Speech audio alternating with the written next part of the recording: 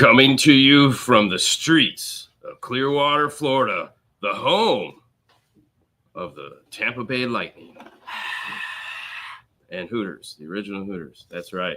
That's right. It's Saturday night, which can only be one thing. It's Car Stereo Talk with your host, Dean and Fernando. Let's give it up for them. Oh, my gosh. Yeah. Da, da, da, da, da, na, na, na. I see dead people. No, you can't. Oh, you got to do the crunk walk. That's because you can't stand up. You got to. I don't know. Okay. There was. My eyes are blind. Close. All right, we'll just quickly go to this. That's right.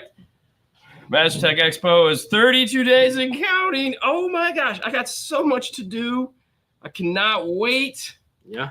Cannot wait. This show is going to be awesome, guys. It's going to be incredible. And you know, the funny thing is, What is the funny thing? there's so much, it's 30 days away. Normally that would be fine. We have so much to do between now and 30 days. There's our good friend, Mr. Bradley, and he's going to be here in the studio before that 30 days is up. We're going to be in Dallas before that time is up. I have to plan for a Canadian trip before that time is up because as soon as I get back, it's like 10 days, I go to Canada. Cheers to that. Cheers to that. So it's I can't wait to have Brad here just so he can say the same thing everyone else says, which I'm not going to say because then he won't say it. Oh, wow. But he's going to be here to talk about some awesome stuff. And then there's nothing. Actually, then I think I take a family trip. I'm cool. Yeah. I'm the cool Fernando today. Not really.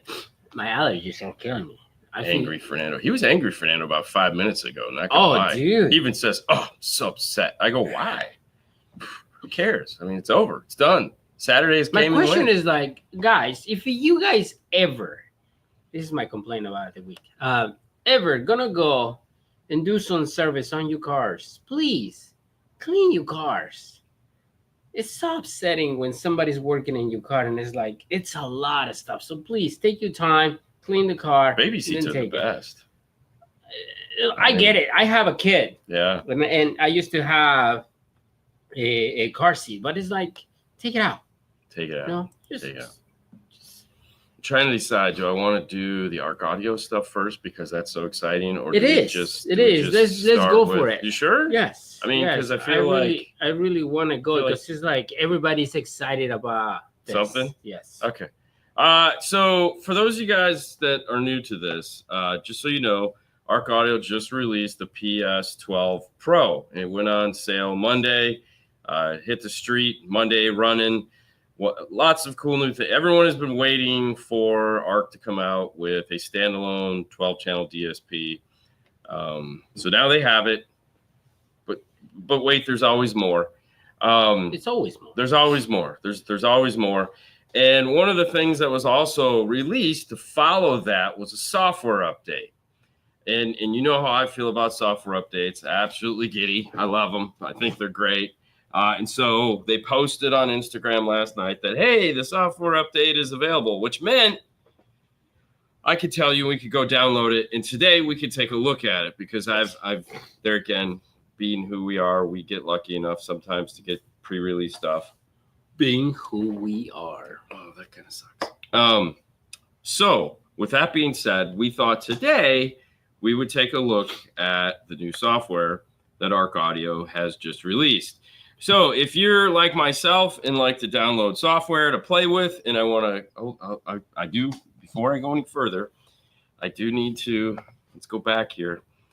I do need to give a shout out. A shout out because Drew Jones, Mr. Drew Jones himself, listened to the show on Thursday and he sent me links to download the software DFS DSP software. Very cool. So thank you, Drew. So it's only by appointment only? It doesn't matter. Either way, he sent me a link to the software, so I'm pretty happy. But anyways, I just want to say thank you, Drew, for taking care of that for me. That means a lot. It really does. Back to this. Okay, so the new software is 2.2.498 12.14. So that was yesterday. It came online. And I thought we could go through some of this just so that, you know, this is the first time you're seeing this. I didn't tell you earlier today. No, before you go. Oh, before I go. Weber fan has a question. Look at that. I need 15 channels. Weber fan. Okay, so in the first line, added support for the PS12 Pro, the PS16 Pro. What? The PS6.8 devices. Okay, so for those of you guys that are playing at home, they've just dropped their pants and told you 2 new products that we really haven't talked about yet. The PS16 Pro. Oh my gosh, right? Well, there's your 15 channels because they have 16 channels. One more, boom, take that. And the new PS 6.8, which I'm not going to go into depth on what that is. Suffice it to say, a lot of you guys are going to be really happy about that. But since we're not going to expand upon it other than you now know the names of 2 new products that are coming down the... What? F that up. Yeah. So anyways, we'll just leave those alone. We won't dig deep into them, but we can assume that those 2 model numbers go to something. All right. Added advanced preset import options. That's cool. Added output channel limiters. This is a big deal. Output channel limiters. Okay. And I'm not going to go deep into what this is because when we have Brad on in a couple weeks, I'm going to have Brad explain this because he did a much better job explaining it than I did. Yeah. But suffice it to say, it's limiters, and that's enough for now, and it's really cool. Okay. And this is one more thing, guys. If you guys have questions about the software, about the product, about what's going on with ARC Audio, just write your questions, save it, because next week, next Monday, Brian Brian can answer all your questions. We're getting a twofer. Okay, moving on. Added output channel dynamic EQ. Mm-hmm. I gotta get like binoculars to read this. I should just read it off of here. I can just read it off of here. I mean, dude, I don't know why. It's because I want to look at the camera. Anyways, so channel dynamic EQ is in this software. So we now have dynamic EQ. This I can't wait to dig deep into because this is one of my favorite things. It's basically loudness. Mm-hmm. I've talked to him about other things we can do with this. I'm really excited to see where this goes, but we finally have dynamic EQ built into it. Add delta delay tool to calculate delay values from distances. This is a really cool way of saying we have a calculator built into our DSP software now, so you don't have to do math. Okay. I suck at math. I know. So they've added a calculator. So no longer do we have to measure the car, subtract to find the 0 point. It's in the software. Oh, goody. That was a fight. Anyways, added EQ copy feature to copy bands between linked channels. That would be neat. Navigation ducking threshold and timer. That's for when you're integrating into a factory stereo and you're doing navigation with an external like a music player of some device. Yep. The navigation kicks on. It can detect that. So there's some adjustments there to make that more smooth. PSC password protection. The PSC is the little device. Super bass is now on the PSC, so you can turn on and off super bass in the PSC, which is cool. Added device settings options to show the device name on the PSC. So there again, a bunch of options for the PSC. Added Spanish language options. This could only mean one thing, Fernando. We neglected when we saw that. Okay. It could only mean that epicenter features. Dude. Wouldn't that be so cool? I mean, why would you put Spanish in there if you're not going to give me cool bass restoration? You know? Center point channel groups can now be configured. Center point is that cool software that allows you to grab a channel and it'll adjust the levels, both plus and minus from the 0 point. Now you can do it on multiple channels at the same time, which is really cool. So that's like group center point adjust. More grouping, Dean's favorite. A/B testing can now run with manual control only without the timer. So you can turn the timer off, I'm guessing, and do A/B. So that's really nice. A/B is a fun feature built into it. We use that all the time when Fernando's in the car and I can't hear and I have to toggle between the two. The LR1 remote min-max can now be calibrated. Fantastic. Wi-Fi firmware can now be upgraded. The PSC can now operationally show the device name and use the device and preset colors. Okay, cool. Error dialogues now have a link button to report the error. Okay. And of course, there's some changed features. Inverting polarity now uses the delay group. That's cool. So you can group it and change polarity on a whole group of speakers, which is really cool. Very cool. Email support is now supports requests. Oh, there you go. Okay, so a lot of new options here are added into this software. So what I like to tell people is that if you now, where do you, okay, so before I get into my speech, let's go back to the web page, because some of you are like, where do I go, right? So if I go to support and then go to software and manuals, click on that. And then right here where it says DNA, click on the DNA tab. Yeah. Okay, so, and that's it. It's downloading it to my Windows and to my Mac machine. So it's going to be really upset that it doesn't know what to do with itself. But that's where you go. You just click on it. It'll download the most current version. Life is great. Super easy. Now, the question is always asked, do I run out tonight and download the software, immediately plug it in and start screwing everything up? No, you don't. And you don't need to run back to the shop to have them retune your car just because there's new software. None of that matters. Go now, like run now. No. Basically, what this is that if you're new to the game, or you're getting new software, or if you like to tinker like myself and you can do it on your own, make sure you save a copy of your software before you make any changes. Always save a copy. Save a copy, okay? And then you can go in and start playing with things, okay? But be careful.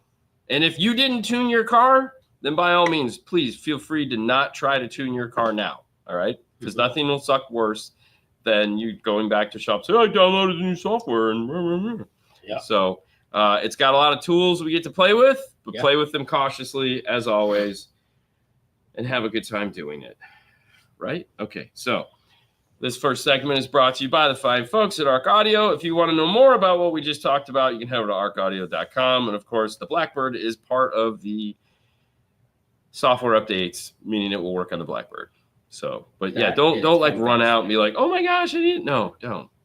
You can, but yeah. Okay. So now is that time, Fernando, to where hopefully you've gone through, which I know you haven't, and found some questions. So while you're scouring over there, I'm just, okay. Hey, Dean and Fernando, have you seen hissing noise issues pop up on Toyota OEM non-factory amplified radios after using LGD20s? This is on a 2022 Corolla that I'm seeing. So one of the things that a lot of people don't think about is load resistors. No, load resistors are kind of a necessary thing to load the channel down so that it operates properly. What you may see, though, that a lot of people don't realize is the outputs of the factory radio, you're now quadrupling the amount of sound that's coming from it, okay? And it's not like the floor noise wasn't there. The floor noise was there, but it was with a 15-watt amplifier, okay? So you've taken that 15-watt amplifier and put it into a high-level to low-level adapter of some kind, either it be built into something or be a DSP or whatever, and now you're re-amplifying that signal with 70 to 120 watts, okay? At 70 watts, you're 8 times the amount of sound that it had. You're amplifying that amplified signal. So floor noise is a definite problem that usually occurs because you're taking a crappy signal to begin with and then amplifying it. And that noise was always there, but now you're really hearing it because you're amplifying it, okay? So all the bad still comes. That's one of the, I mean, that's why factory radio sucks so much, is that there's floor noise, there's gain hiss, there's equalization, there's all kinds of crap. Now, some DSPs will have a noise gate built into them that will alleviate a lot of that, meaning when there's a quiet tone, it'll kick on a noise gate, will actually mute the audio. Then when it hears it, it'll turn it back on. And it happens so fast. Arc Audio has that built into theirs. They have a noise gate that will stop you from hearing every time it goes quiet. But the load resistor shouldn't cause any issues like that. The load resistor should be helping the amplifier stay stable. Mm-hmm. Moving on.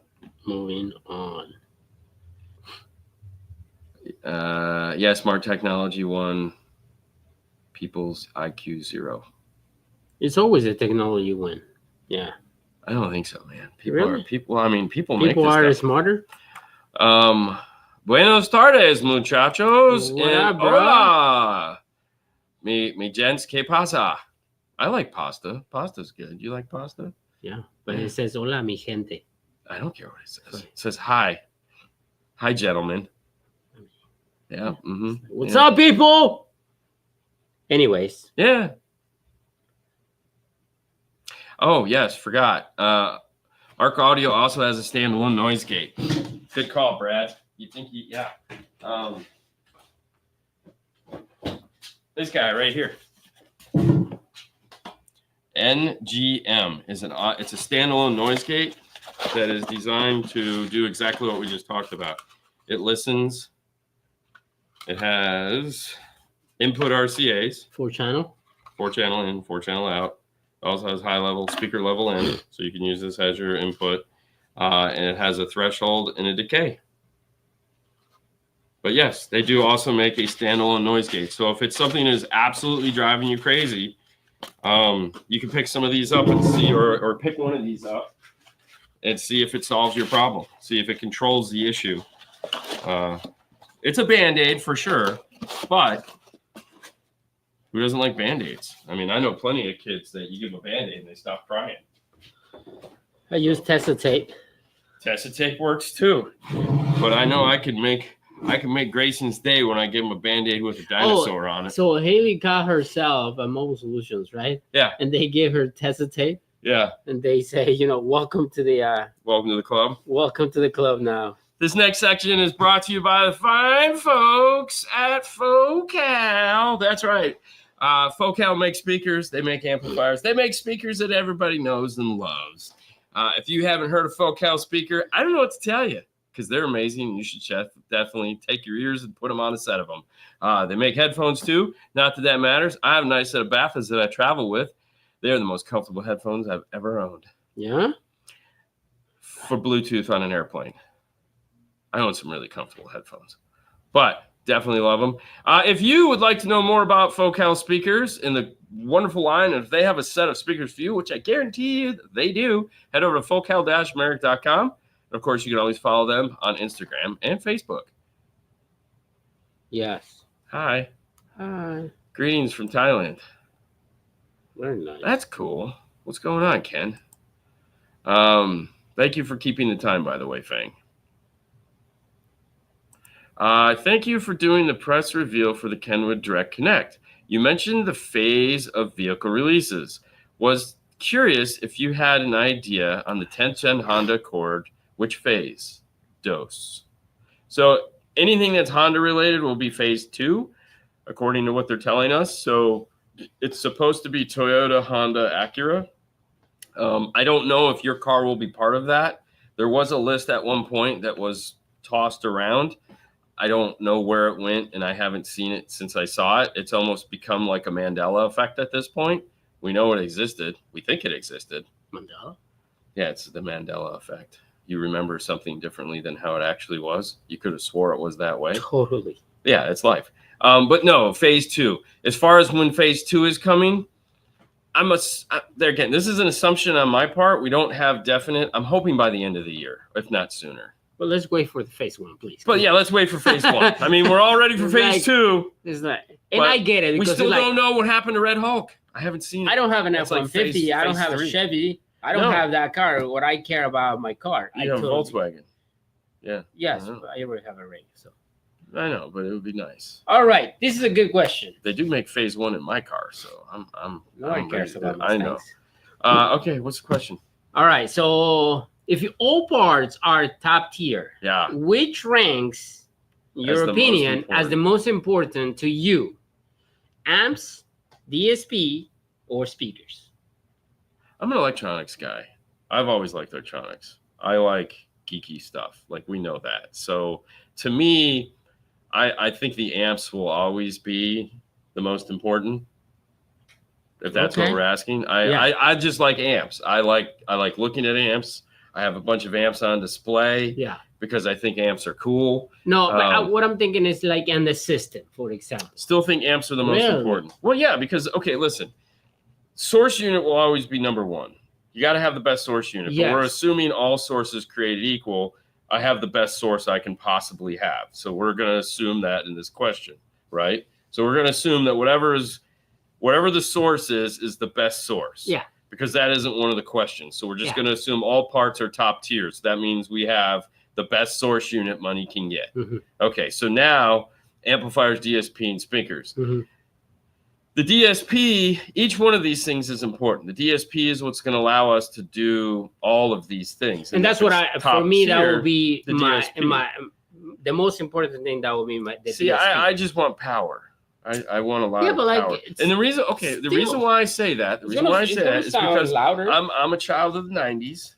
Of course, as far as my car audio go. And back in the 90s, we were 80s, making 70s. No, 90s. Okay, slow down, kill. Yeah, I was doing car audio in the 80s. 70s. Okay. I was professionally doing it in the 90s. But my point is we were in the 90s, we were just doing power and speakers. DSP didn't exist. Yeah, so we're in 2025. I know if I'm on a desert island and I have a great source unit and I have okay speakers, I need power. Yeah. I need lots of power. Not today, but I need lots of power. So plus, I just think amplifiers look cool.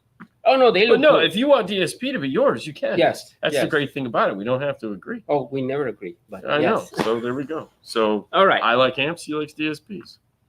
All right. So next, I like small amps with lots of power. He likes big amps with lots of power. Yeah. Like big amplifiers. Well, on this side. Big amplifiers. What's up, Oscar?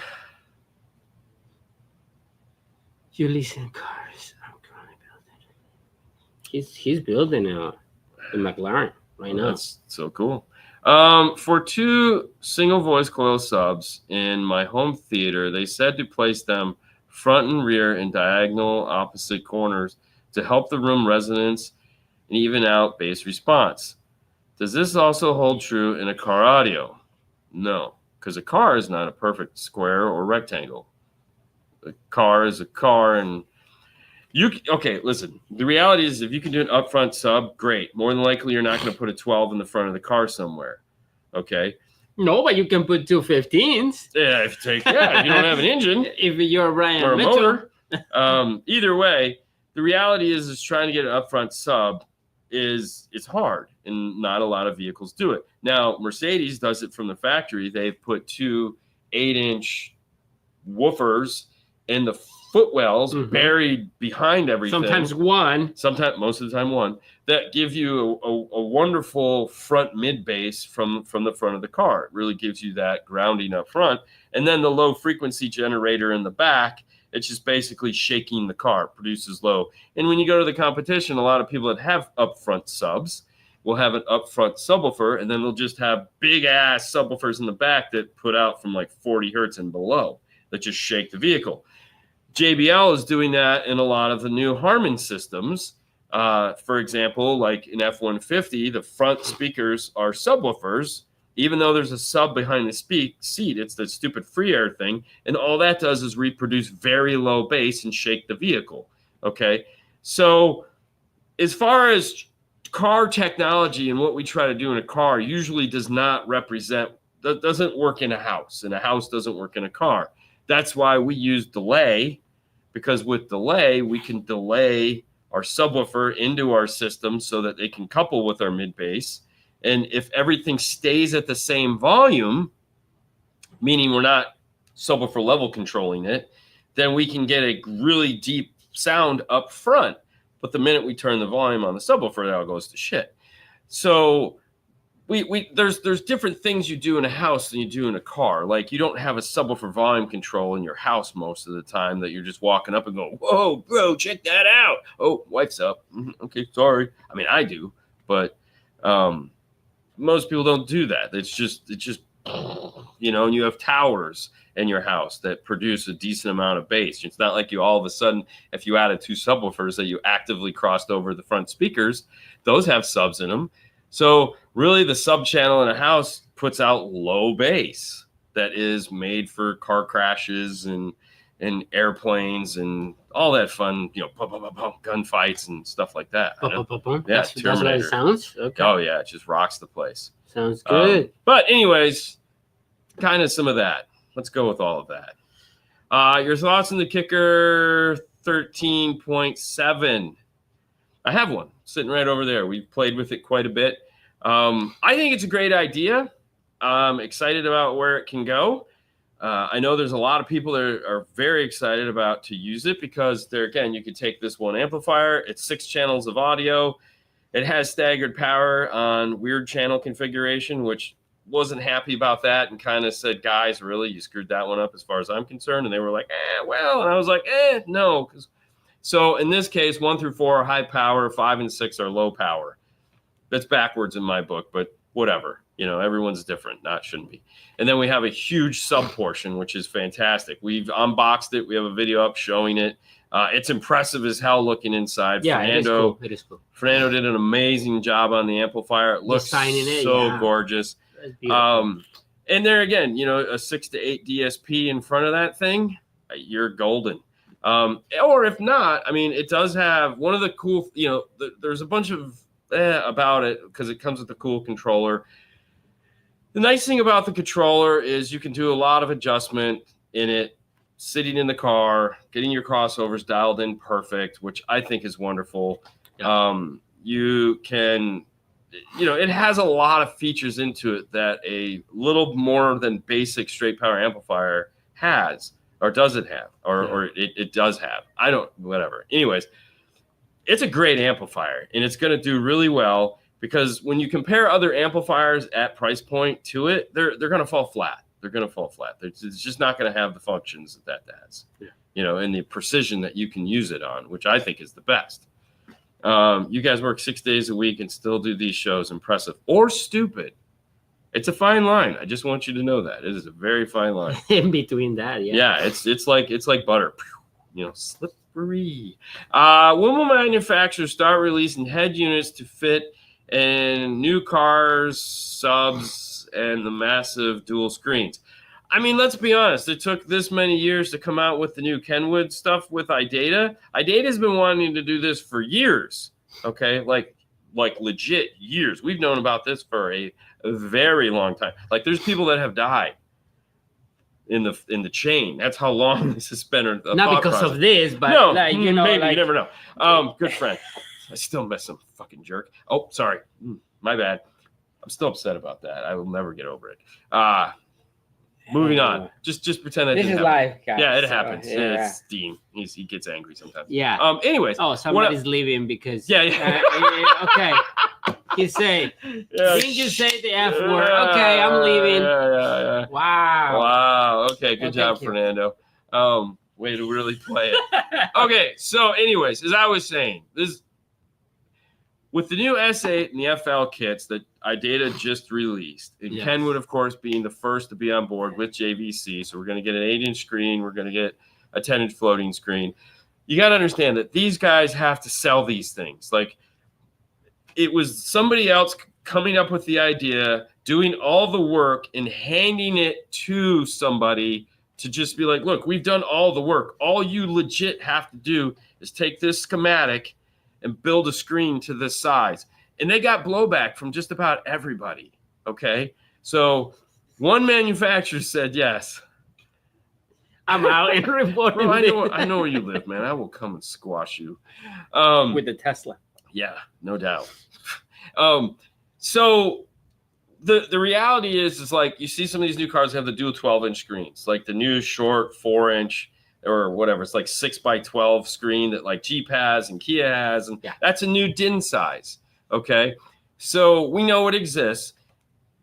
We're not going to see replacements for those anytime soon. Okay. It's not even in the works. That's just the reality to it.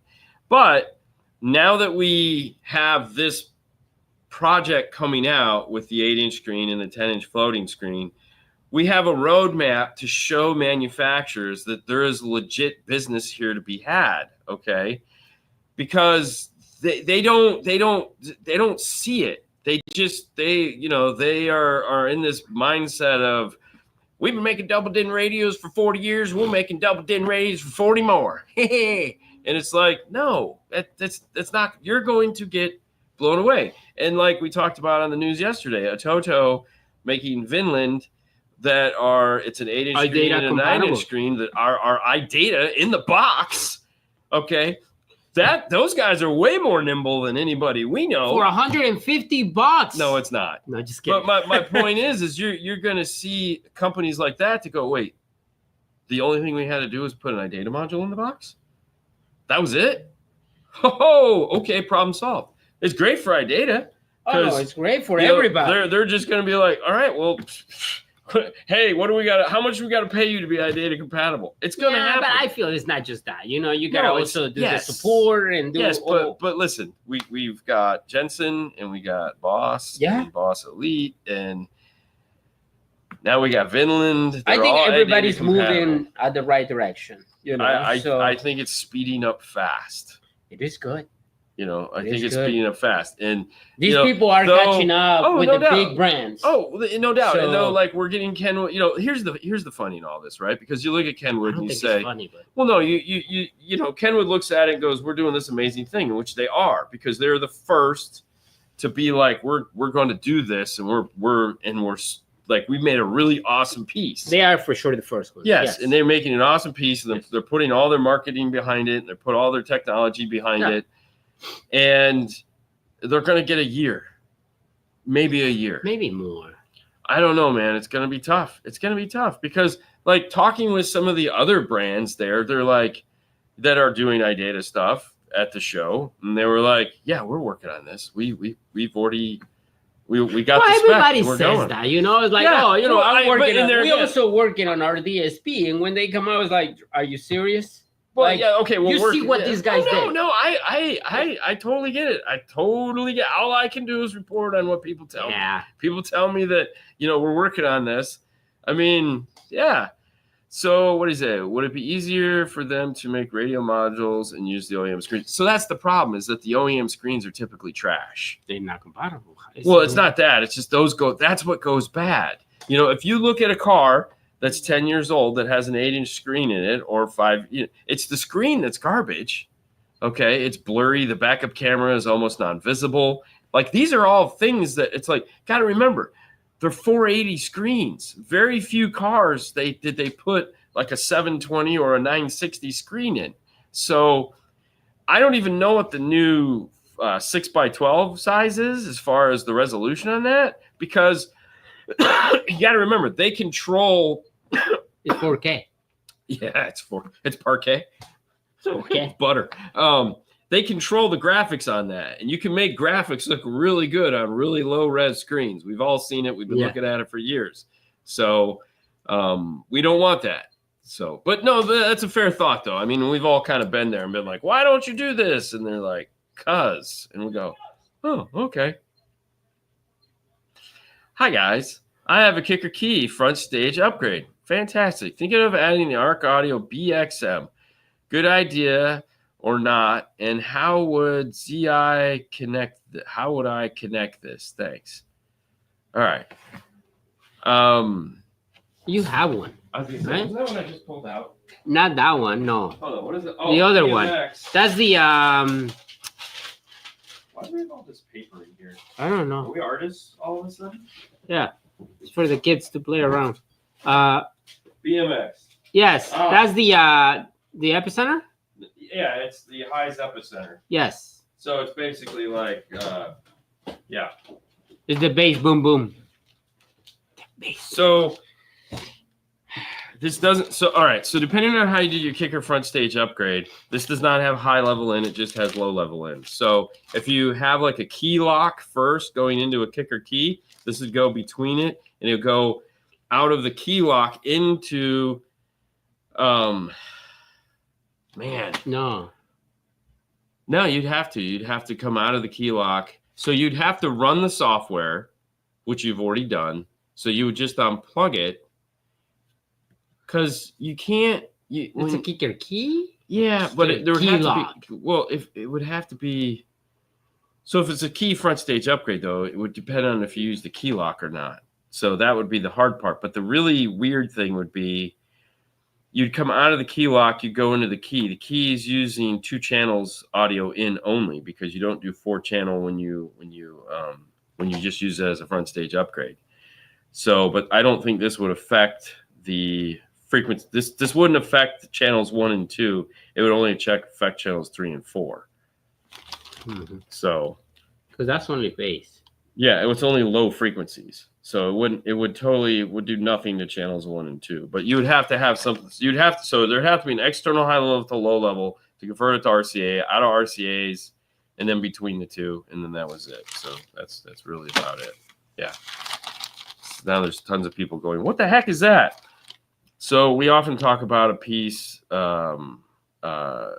A bass restoration? Bass restoration, like epicenter stuff. It's not epicenter features. This is designed to either give you more mid bass and or if you have subs in the trunk that are facing towards each other. So this is kind of like an external version of super bass. Super bass. Which is what's built into the DSPs. Okay. This section is brought to you by the fine folks at MosconiAmerica.com. So, Fernando, yes. Did you know that Mosconi just redid a bunch of the Pico amplifiers? Yes. You did know that? Yes. Well, what the heck? So, for those of you that don't know, you can head over to... could you pull that off of there for me? You can head over to Mosconi-America.com and or Gladen.com and check out the new Pico V2 4.8, 6.8, 8.10, and then down here, we have the new V2 Pico 1, which is the 1,000-watt amplifier built off of the same chassis. These suckers are small, compact, and super powerful. They have staggered power. They have big power if you're looking at a 4 to 8. Staggered power if you're looking at the 8 to 10. And, of course, a 1,000-watt mono. I mean, come on, baby. Who doesn't want a 1,000-watt mono that's that size? Anyways, if any of this is something you've been thinking about doing in your vehicle, head over to Mosconi-America.com. Now, if you're a Ford owner and you'd like your life to be super easy, another place you can go to pick up one of these all tuned up and ready to go for you, do you know where you can go to do that? Sounds Good Stereo. Sounds Good Stereo.com. That's right. You can order your F-150 all set and ready to go, mounted to the board, tuned to your car. All plug and play? Plug and play. What? Yeah, Sounds Good Stereo sells the Pico line of amplifiers, all set and ready to go for your F-150. Sounds good. I know. Stereo. Okay, moving on. All right. We just ordered a couple Utopia subs for a special build. Well, you are special, so, I mean, it's probably appropriate that you're doing it. What's the best way... I was just reading that. What's the best way to get good signal on a 25 Durango for sub, have, pack, doesn't give much bass? That doesn't make sense. I mean, it should. So here's the problem. In that car, like an amp pro would be, or in this case a sub pro would be the way to go.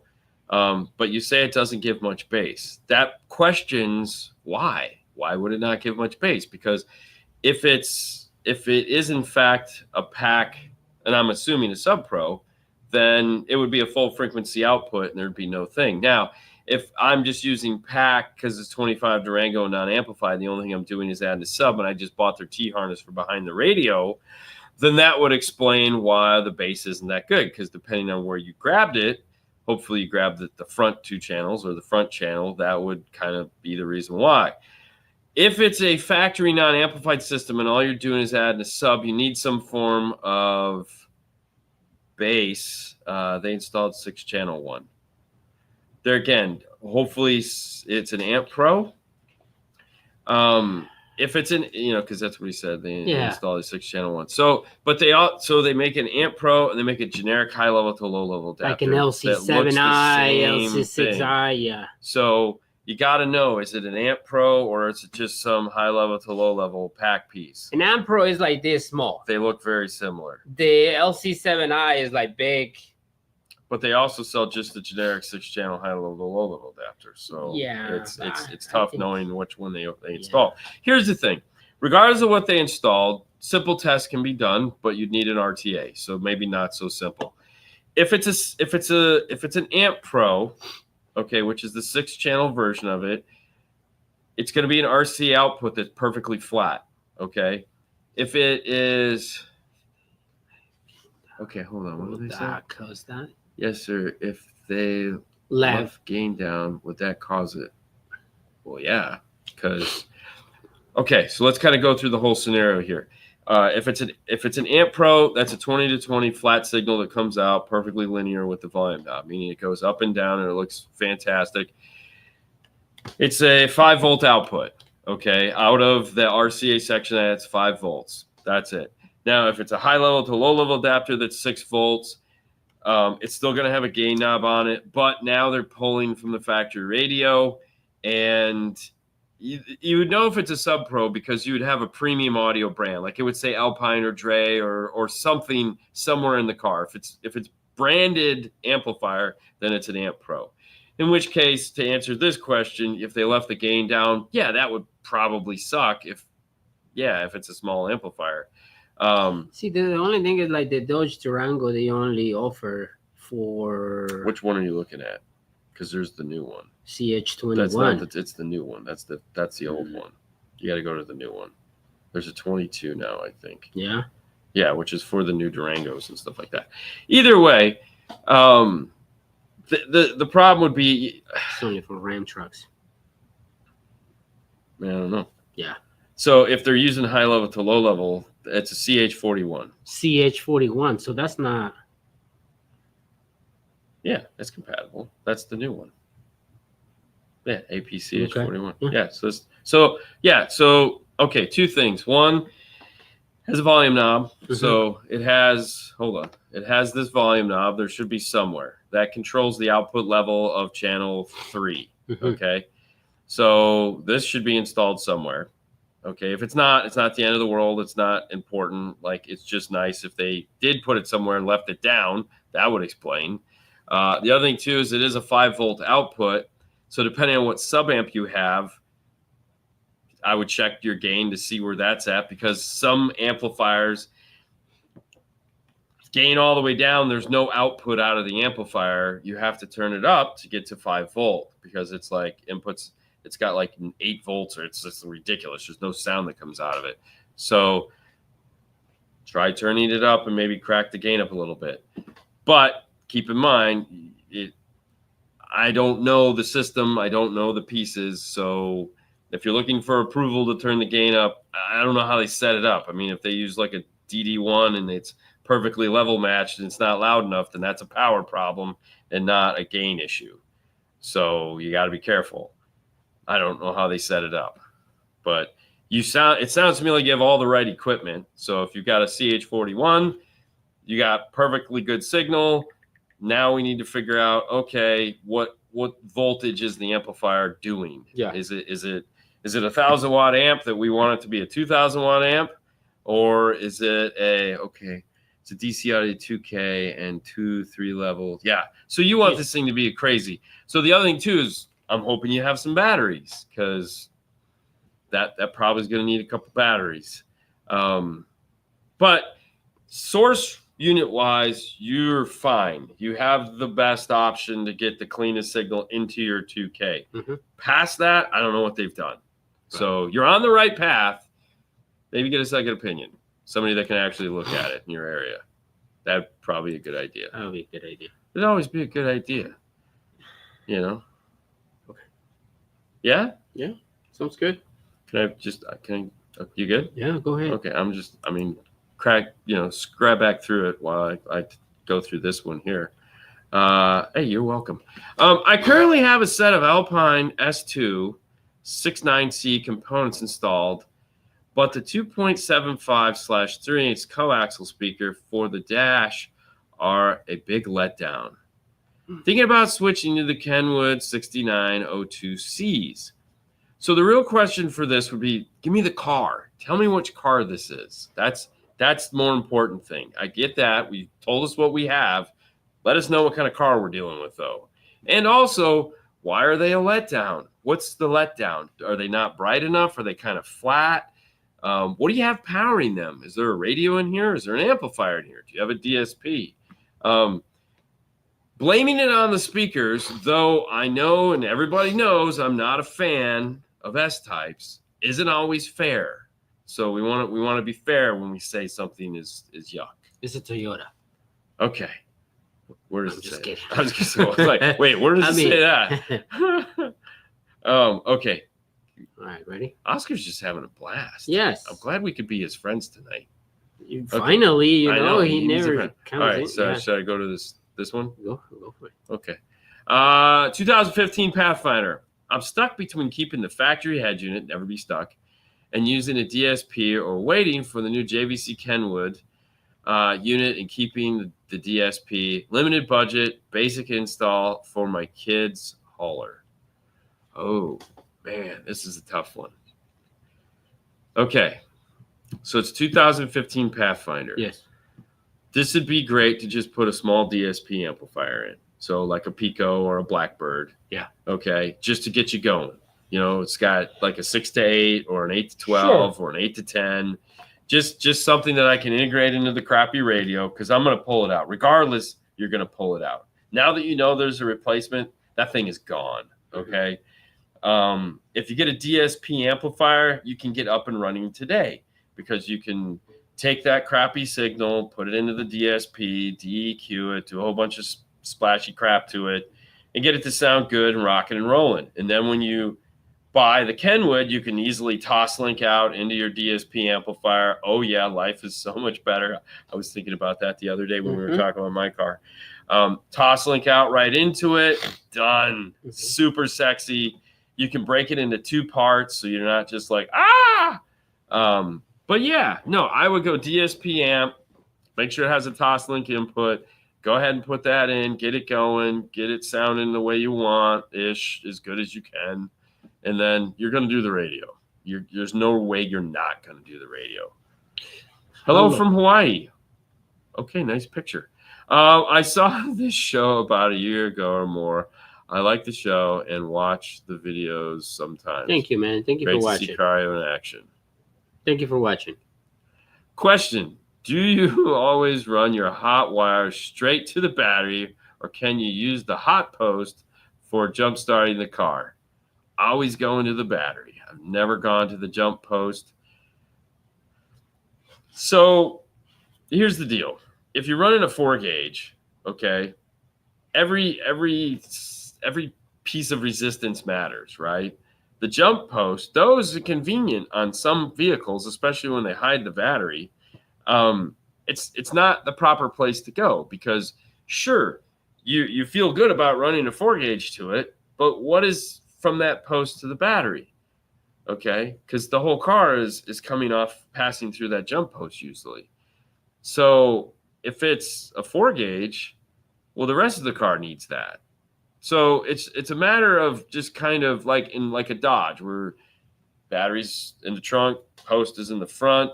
There's 2 like 6-gauge that run up front for it. One's for starter, one's for running the engine. Like, you would never go to that, because now I'm drawing, it just doesn't make any sense. So this is one of those things I've never put any thought into, other than you just go to the battery. There's no reason why it wouldn't, man. I mean, I get it. Sometimes it can suck, but sucking is okay. Yeah. Okay. Pulling signal from a key 501 from left front to a 4-wire on amp connector. What would happen if I used right front? Nothing.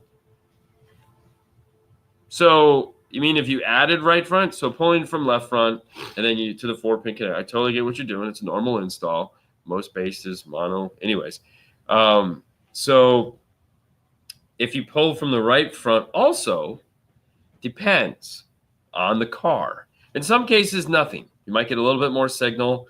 Some people will argue this, like, oh, well, if the drum beat is da, da, da, da, da, da, which it never is, but apparently it is sometimes. In some cases, there's rumors, there's dark rumors that there's an all-pass filter somewhere in the sub bands in some of these cars. It's just rumors. Nobody knows. And if there is, an all-pass filter is totally going to whack up the amount of volume you get out of it. The reality is go ahead and try this. What's it going to hurt? I personally don't see the time.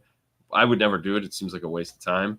But if you're feeling you want to give it a go, give it a go. What do you got to lose other than time?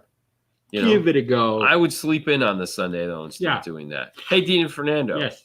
I ran into Steven at the SQ show here in Fresno today. Steven was the dude with the long hair that was at Brian's when you guys were there. Oh, yes, it was hot as balls.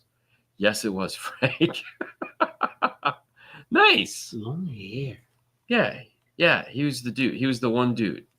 You trust me. You'll remember. We'll talk. You will remember.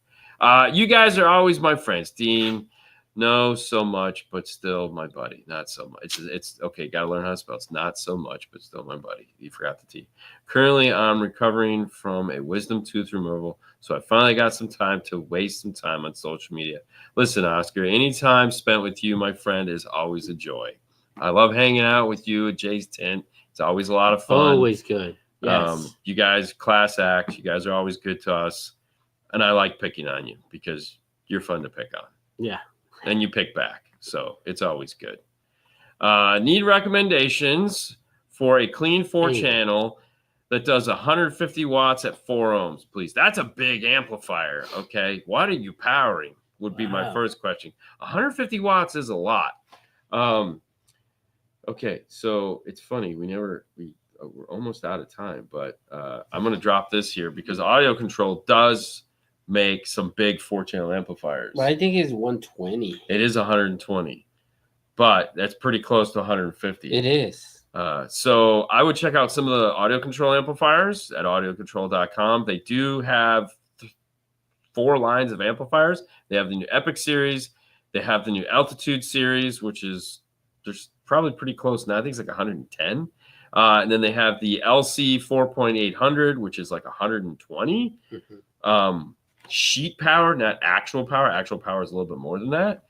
So that would be pretty close. It's a very powerful 4-channel amp. It's one of my favorites. Yeah. Then they make the D 4.800, which is the DSP version of it, if you wanted something like that. But the LC 4.800 is pretty close to 150 watts for sure.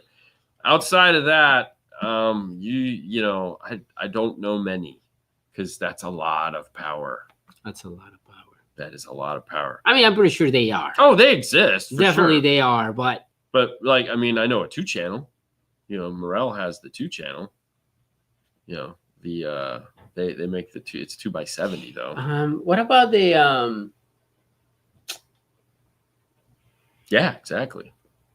Sound Digitals? They like crazy power. Yeah, Sound Digital will have something like that for sure. They are crazy power. That's true. Probably have something. I mean, if you're going small like motorcycle amp, then you also have Cicada. I'm sure Cicada has something. If we're going Sound Digital, you always got to go Cicada. Yeah.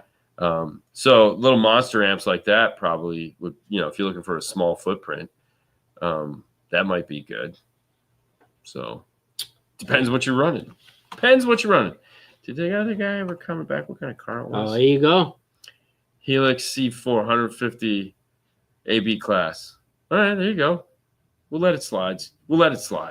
ARC C2. Boom. See? There you go. X2. C2, X2. See, it's Jeff. He threw an ARC. Wow, look at that. We got another ARC X2. Will not let you guys down. There you go. And then we got this. Oh, ARC Audio JL or XDI 600.4 is 150, and it's tiny. So there you go. I have the ARC Audio Series 1006, plenty of space. Very good.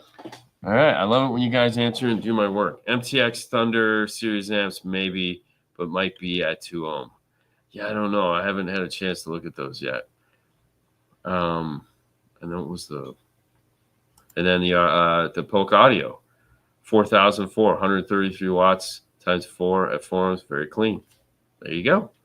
There you go. HD 604. And as Brad says, the X2 604 will do it. Fantastic. And then you got this. The new Brax. 2-channel. Yeah, it's a 2-channel. Sorry, man. He said a 4-channel. So sorry. So buy 2. So buy 2. Yeah, well, I mean, you can buy 2 of the Morels too. I mean, there's plenty of them out there. I have a movie and photograph lighting equipment rental business. Been in music and hardcore DIYer since the 90s. Oh, wow. That is cool. That's cool. And that's why the name. Yeah. I mean, yeah, that makes sense. That's cool. Yeah, you can never have enough lighting. That is for sure. Lighting is key. Lighting is key. I was thinking about buying some more to take to Dallas because they were. Yeah, we definitely. I was going to buy a new one. So I was thinking about buying one to replace that panel. Yeah. And then just taking it with us, bringing it back because that panel flickers now. Yeah. Because it's getting old. I have a 2015 Ram. I'm trying to add an amp using the 8.4 factory radio. I'm using the DSR1 and a DCH3 harness. I'm not getting any sound. Is there anything special I'm supposed to do? Yes, there's a lot of special things you're supposed to do. The first thing is, of course, have you flash the DSR1 using the iData software. That is the key. So before you can do anything, you have to plug the DSR1 into your laptop and download the most current firmware to it. So you have to tell the DSR1 what it's going into. Mm-hmm. And then there's a whole flashing process that you have to follow, depending on whether it's a premium audio system, meaning it says Alpine or something like that, or if it's a base model audio system. All of these things have to be followed before you can do that. So first step is to take it out of the vehicle, download the software, start from it. There's plenty of videos we have, as well as if you go to their website, but you have to tell the DSR1 what it's doing first. That's the key. A lot of people just pop it out of the box, plug all the things in. It does not self-learn. It needs to be programmed. And then Oscar, of course, says, I got 5 of those Morels. 5? I mean, wow. I'm looking at. You don't have nothing. I mean, I'm looking at. 2. What do you? I mean, we have there's at least 3 edition? there. There's 3 limited editions right there. It is 3. There's 3 limited editions. There's 4 MPS, whatever the heck we got over there. What Oscar doesn't have that you have? He doesn't have anything. Oh, he might have the tweeters. I don't have those tweeters. Time flies by when you're having fun. It does. Yes. Hey, Dean and Fernando, coming to Canada for the CMA. I will be at the CMA. Canada does not let Fernando in the door. There you go. No, they got a thing. But no, I will be at the CMA. I can't wait. Dean, you sound much better today than earlier this week. Thanks, Phil. I feel better. I do. I don't feel as run down. So I feel like I need all the energy I can get because next Saturday we will not be here doing this. Next Saturday we will not be here doing this. We will not be here Friday or Saturday. You will be here. I will not be here. I have a family party on the install bay. Yes, the install bay will be jamming. The little Morel Hagtalar will be over in the corner pounding away. You know what I want? No, what do you want? I want a disco ball that's just going to drop every time. Well, we could get rid of the air purifier and we'll just put a disco ball there. And then we just like... Yeah, I'll totally do that. I always wanted a disco ball.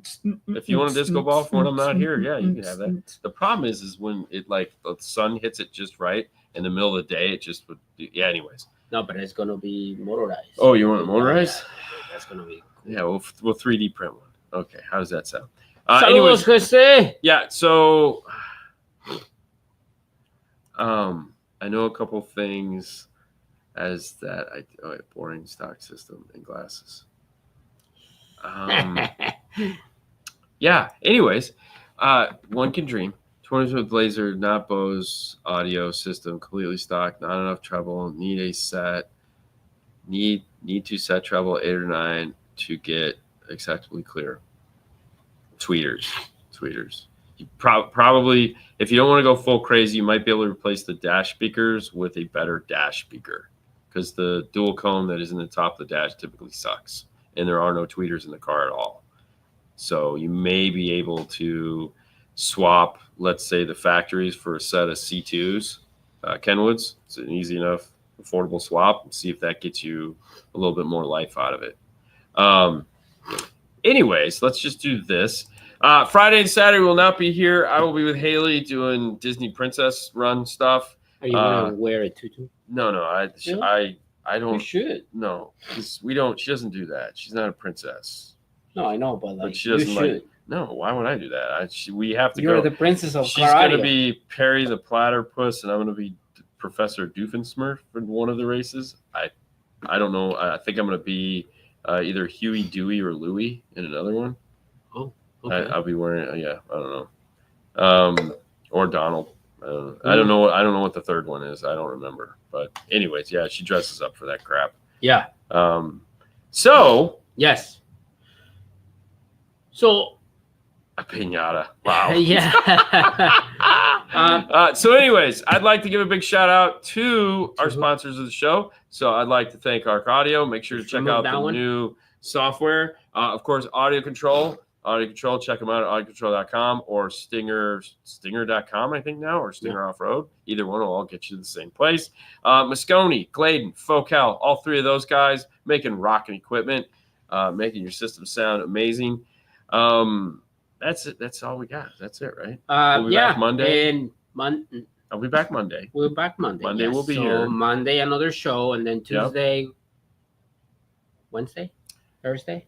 Thursday I'm leaving. Yeah, so on Instagram, you guys can we'll do some Instagram stuff in there. But look, Fang is doing your job.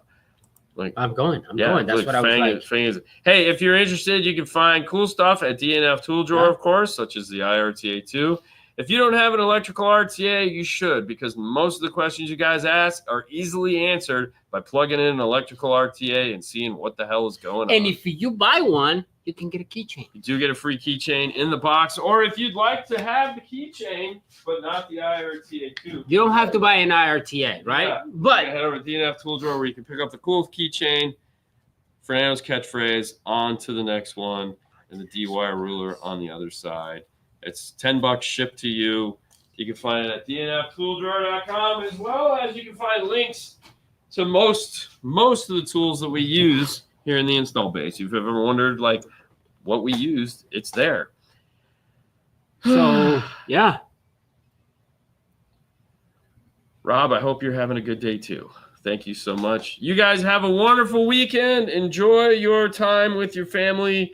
Hopefully you had a loved one for whatever silly holiday just passed. I know it's silly. See you guys on Monday. See you guys on Monday. Bye. Boom.